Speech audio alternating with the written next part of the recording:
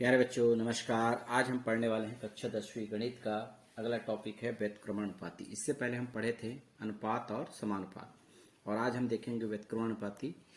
इसके बारे में आप पिछले या फिर पुराने क्लास में आप अध्ययन कर चुके होंगे। तो आइए देखते हैं व्युत्क्रमानुपाती होता क्या है। इसका अर्थ है यदि किसी कार्य को पूर्ण करने में लगा समय कार्य करने में लगे व्यक्तियों की संख्या या फिर घटाने पर क्रमशः बढ़ या घट जाती है। चलिए एग्जाम्पल के तौर पे देखते हैं, इसको हम सीधे तौर पे समझने का प्रयास करते हैं। यदि किसी खेत की फसल को कटाई करने के लिए है ना, यदि मजदूर ज्यादा रखेंगे तो समय है ना कटाई कम दिन में होगा, और यदि कम मजदूर रखेंगे तो ज्यादा दिन लगेंगे, है ना। यानी कि हम खेत की फसल को मजदूर की संख्या और यदि हम समय में देखें तो दोनों में उदाहरण से स्पष्ट हो जाएगा।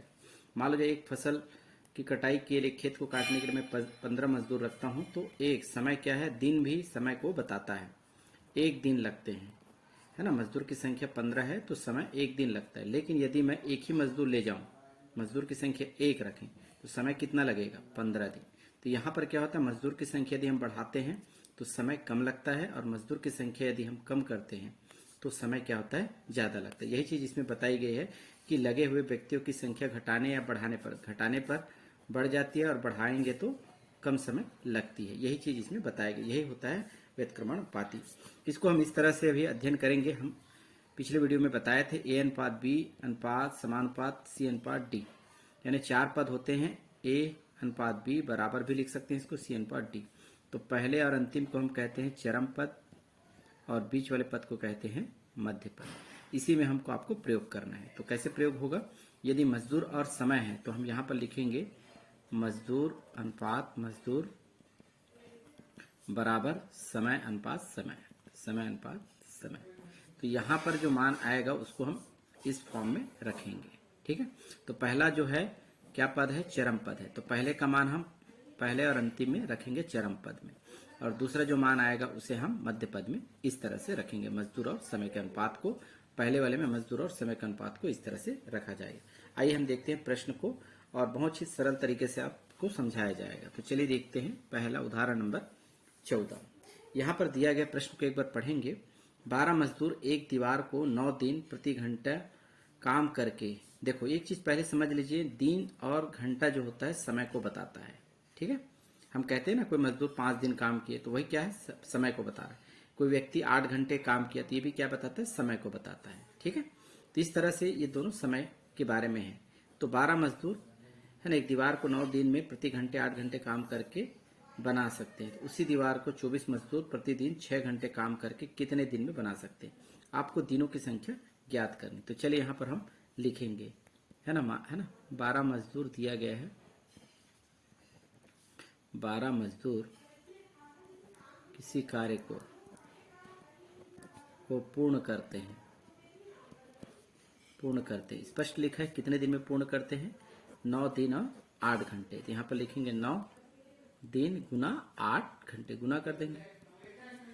तो मान के चलिए ये तो हो गया इसका। अब प्रश्न क्या कहता है कि उसी दीवार को 24 मजदूर, अब लिखेंगे 24 मजदूर किसी कार्य को पूर्ण करते हैं, किसी कार्य को पूर्ण करते हैं कितने दिन में, दिन तो ज्ञात करना है तो हम लिखेंगे x दिन में, और कितने घंटे में, 6 घंटे में। इसको हम या करके भी लिख सकते हैं, 9 गुना 8 भी कर सकते हैं 72, और इसको या करके हम 6 और x होगा।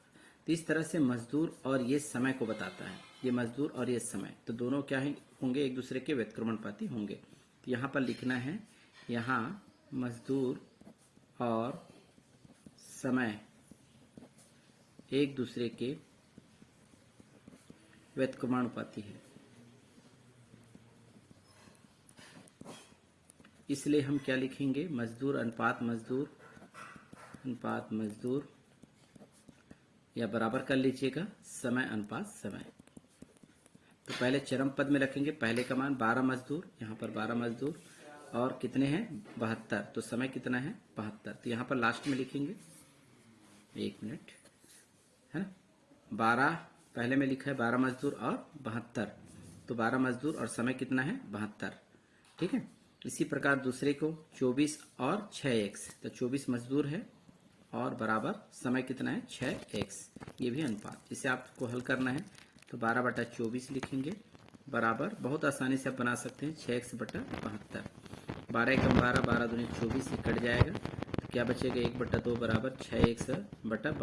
अब क्रिया गुना कर लीजिएगा, 6x का गुना करेंगे 2 से तो 6 दूनी 12x होगा और 72 का 1 से गुना करेंगे तो 72। इस तरह से x का मान प्राप्त करने के लिए 12 का पक्षांतर करेंगे तो 72/12। 12×12 12 छक्के 72। इस तरह से x बराबर क्या आएगा 6, और ये क्या बताता है दिन को बताता है। तो उत्तर क्या लिखेंगे यहाँ पर 24 मजदूर किसी कार्य को पूर्ण करने में कितना दिन लगेंगे 6 दिन लगेंगे। ठीक है, अतः अभिष्ट हल, अतः 24 मजदूर को कार्य पूर्ण करने में 6 दिन लगेंगे। इस तरह से आप आसानी से क्वेश्चन को बना सकते हैं। चलिए अगला प्रश्न देखते हैं, बहुत ही इंपॉर्टेंट क्वेश्चन है, ध्यान से देखेंगे। यदि 15 व्यक्ति किसी कार्य को 40 दिन में करते हैं तो बताइए उस कार्य के 1/4 हिस्से को कितने व्यक्ति, ये प्रश्न है, कितने व्यक्ति 15 दिन में कर लेंगे। यहाँ पर हल कर लिखेंगे, आपको क्या दिया गया है 15 व्यक्ति किसी कार्य को, है ना, माना कि 15 व्यक्ति किसी कार्य का मतलब एक कार्य है ना, ये समझिएगा, किसी कार्य को पूर्ण करते हैं,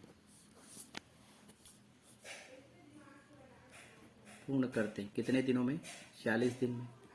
ठीक है, थोड़ा सा रफ कार्य कर लेते ताकि आपको समझाने में या समझने में आसानी हो। जैसे एक खेत है, इसको हम 4 टुकड़ा कर देते बराबर, ठीक है ना, ये बहुत बड़ा हो गया, ये इतना 4 हिस्सा है, ये वाला नहीं है। ठीक है, तो ये वाला 1/4 है, ये भी 1/4, ये भी 1/4, ये भी 1/4, और चारों को मिलाएंगे तो क्या होगा, एक खेत होगा, है ना। तो यहाँ पर आपको देखना है कि 1/4 को काटने में, देखो यहाँ पर 15 व्यक्ति किसी कार्य को कितने दिन में करते हैं 40 दिन में करते हैं, अर्थात इसको करने में कितने दिन लग रहे हैं 40 दिन लग रहे हैं। तो यहाँ पर आपको समझना होगा यदि 1/4 कार्य को पूर्ण करेगा, यदि लिखेंगे यदि 15 व्यक्ति 1/4 कार्य को पूर्ण करेंगे, क्योंकि 1/4 यानी छोटा हिस्सा, इतना हिस्सा ही कम करना है।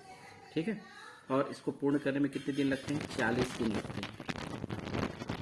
ठीक है, तो एक हिस्सा को पूर्ण करने में कितने दिन लगेंगे 10 दिन। ये 10 दिन में होगा, ये भी 10 दिन में, ये भी 10 दिन में, 10 20 30 40, तो 1/4 हिस्सा को पूर्ण करना है। तो यहाँ पर क्या होगा 40, ये 40 है ना, और क्या है 1/4 हिस्सा है, तो गुना 1/4 से गुना कर देंगे तो 4 एकम 4, 4 दहम 40, तो कितने दिन आ गए 10 दिन आएंगे, है ना। तो इसी प्रकार से कहता है कि बताइए उस कार्य के 1/4 हिस्से को कितने व्यक्ति 15 दिन में करेंगे। तो कितने व्यक्ति पूछा है, तो यहाँ पर मान लेते हैं x व्यक्ति 1/4 कार्य को पूर्ण करते हैं, कितने दिन में पूर्ण करते हैं 15 दिन। ये पहला कॉलम छोड़ देना है, दूसरे में देखना है क्या क्या चीजें इक्वल है, समानता। देखो व्यक्ति में और चौथाई और दिन, ये चौथाई क्या है, 1/4 क्या है बराबर, तो इसको हम छोड़ देंगे, तो इसमें समानता दिखाएंगे, समानुपाती व्यक्ति में और दिन में, ये दोनों को आपको क्या करना है छोड़ देना, क्योंकि कार्य क्या है यहाँ पर बराबर है। तो यहाँ पर लिखेंगे, यहाँ पर व्यक्ति और दिन किसमें बताएगा समय, समय एक दूसरे के व्युत्क्रमानुपाती है, एक दूसरे के व्युत्क्रमानुपाती है। ठीक है, तो क्या लिखेंगे यहाँ पर व्यक्ति अनुपात व्यक्ति बराबर, या समानुपात भी कह सकते हैं इसको, और समय अनुपात समय। तो यहाँ पर आप देखेंगे व्यक्ति क्या है, पहले कॉलम में देखो व्यक्ति कितने हैं 15, चरम पद में लिखना है और कितने दिन लगते हैं 10 दिन, इसको आप लास्ट में लिखेंगे। अब मध्य पद में लिखना है, दूसरे को x व्यक्ति है तो व्यक्ति की जगह x बराबर समय कितना लगता है 15 दिन। ठीक है, इसको बटा में लिख सकते हैं 15/x बराबर, है ना, इसको लिख सकते हैं 15/10, ऊपर अंश तो कट जाएगा 15 एक से बराबर ये बचेगा, एक से बराबर क्या आएगा 10, तो 10 दिन, ये आपका क्या होगा आंसर होगा।